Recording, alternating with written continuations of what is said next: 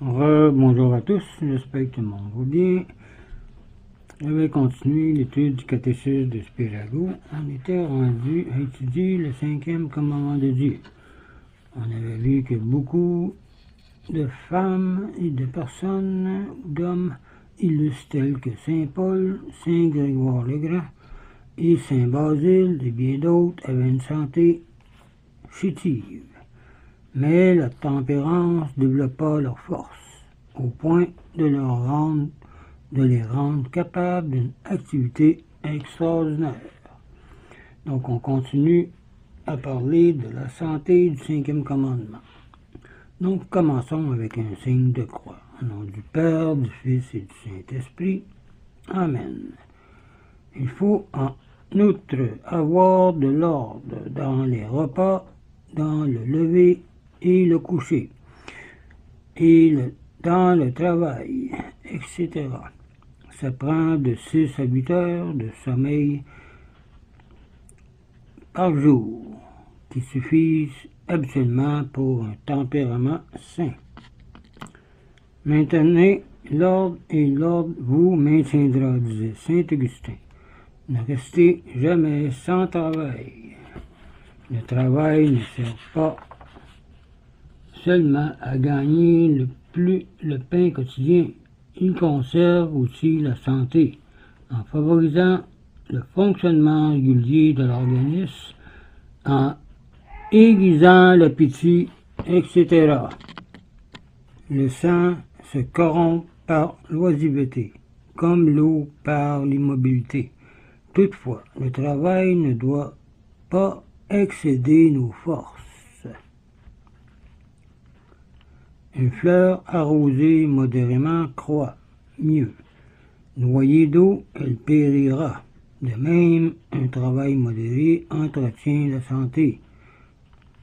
Un travail excessif va la ruiner. Disait Plutarque, le travail du dimanche sans nécessité grave est donc un péché non seulement contre le 3e commandement, mais aussi contre le 5e commandement. Enfin, en cas de maladie, nous sommes tenus à employer les remèdes nécessaires. Par conséquent, en cas de maladie grave, à consulter le médecin et suivre ses prescriptions. Honorer le médecin, dit l'Écriture, à cause de la nécessité de sa science, car le Tout-Puissant l'a créé pour cela. Voir Ecclésiastique 38, verset 1.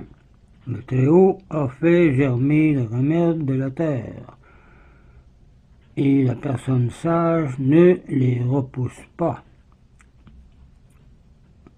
Voir Ecclésiastique 38, verset 4. On est disposé d'avoir recours au médecin par manque de ressources ou quand il faudrait subir une opération incertaine et parfois cruelle. Toutefois, le souci de notre santé et de notre vie ne doit pas aller jusqu'à oubli de notre salut. Les biens temporels, donc aussi la vie et la santé, sont à poursuivre, non pas pour eux-mêmes comme un but, mais seulement dans leur rapport avec la vie éternelle. Car nos biens temporels, bien servis, nous amènent des mérites éternels. N'aimez pas votre corps, dit Saint Bernard, pas dans le sens qu'on ne doit pas s'aimer, de façon à faire croire que vous êtes devenu toute chair. Aimez-le, mais aimez encore plus votre âme. L'Esprit de Dieu ne reste pas dans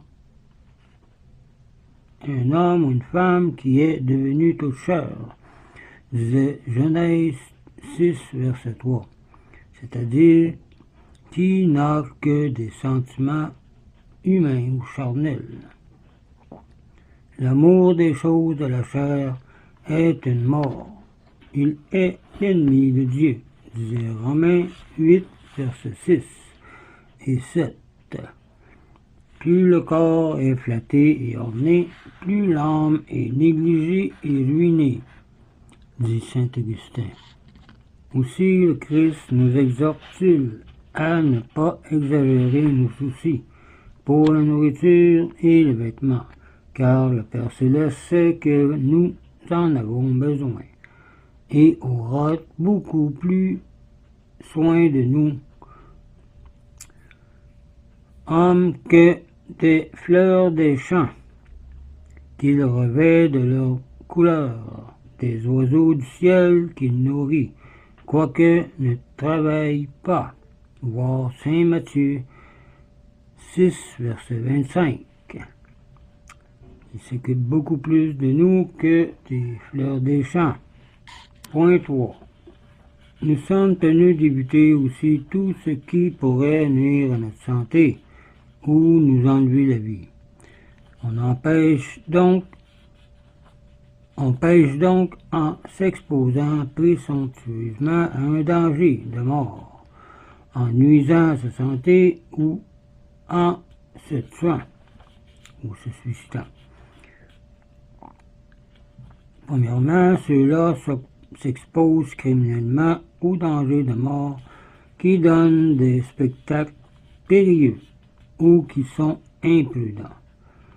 Les danseurs de cordes, les écuyers de cirque, les dompteurs de bêtes féroces, c'est très dangereux, à moins qu'ils ne prennent des précautions extraordinaires.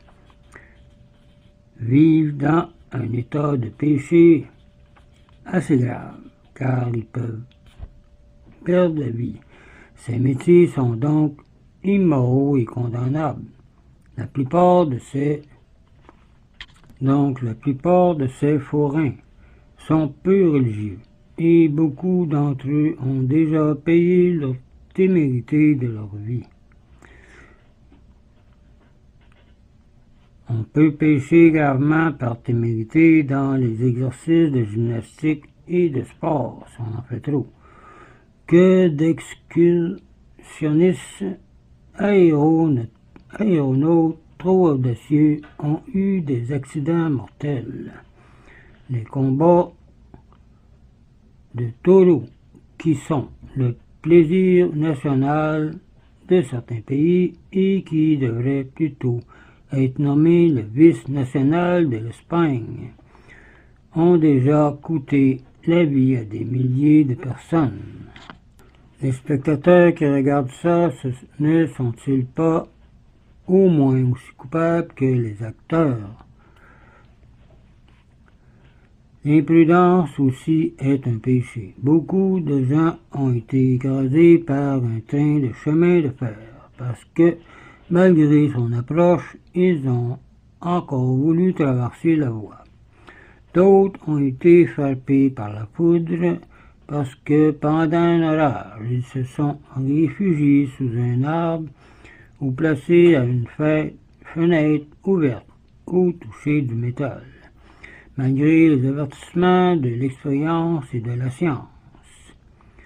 Au temps d'épidémie, il ne faut pas visiter les malades sans prendre des précautions aussi, ou sans y être appelé par ses devoirs d'État, comme les infirmiers, les médecins, les préposés, etc., ou comme les prêtres, les médecins, et d'autres, etc., qui peuvent compter sur une protection spéciale de la Providence.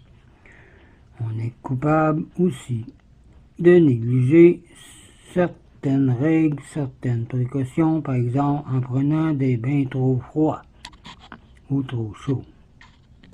Alexandre et Frédéric Barberousse moururent à la suite d'un bain pris imprudemment, en usant de boissons trop fraîches aussi, même glacées, en maniant des armes à feu, si on ne fait pas attention, en sautant de train en marche ou en y montant, en travaillant sur des tours ou des hautes maisons, ou en nettoyant des toits, des fenêtres à des étages supérieurs, en touchant des conditions et en touchant des conduites électriques. Donc il faut faire bien attention.